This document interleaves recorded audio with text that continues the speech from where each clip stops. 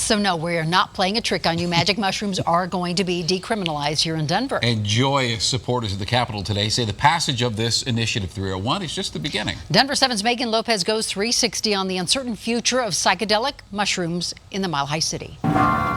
With the chime of a bell and a celebratory press conference in front of City Hall, a sign of changing times, after Denver voters narrowly decided to decriminalize magic mushrooms.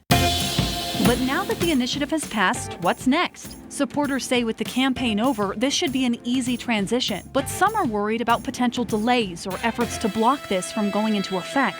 Patients are hoping to educate the public about how to use these mushrooms safely, while others are hoping this historic vote could lead to even more change. This victory here in Denver is a clear signal to the rest of the country.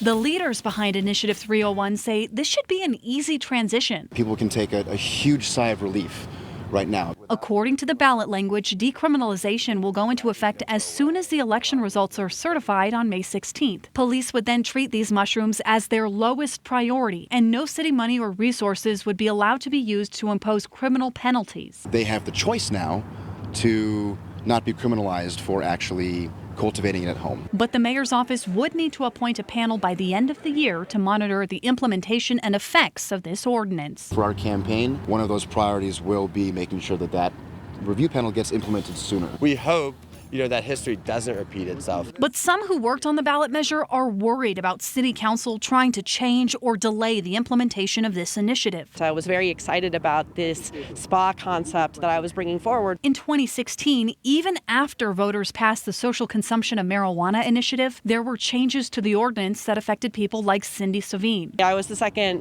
person to apply for a license, and I was denied. The Green Roof Initiative, also approved by voters, was repealed and replaced by City Council and changed into a Cool Roof Initiative. Yeah. So while they're celebrating today, people like Cindy are worried. I think that the city continues to repeatedly show under this administration that they're not interested in the will of the voters. What they're interested in is their agenda. I've used it to help with my depression and anxiety. Meanwhile, for patients like Melanie Rose Rogers, my placenta erupted, causing me to contract early.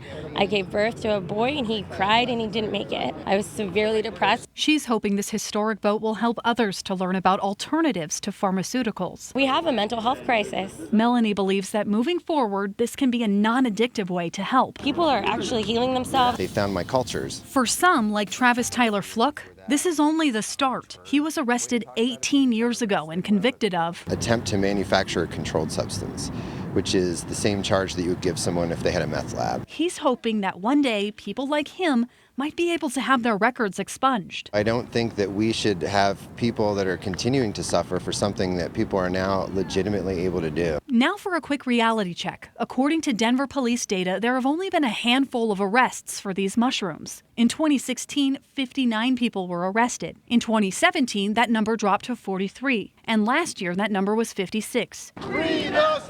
Still, supporters say this initiative was necessary. What this campaign, really does do, it offers a glimpse of hope. While the rest of Colorado and the nation are watching Denver, eager to see how Initiative 301 plays out. Megan Lopez, Denver 7.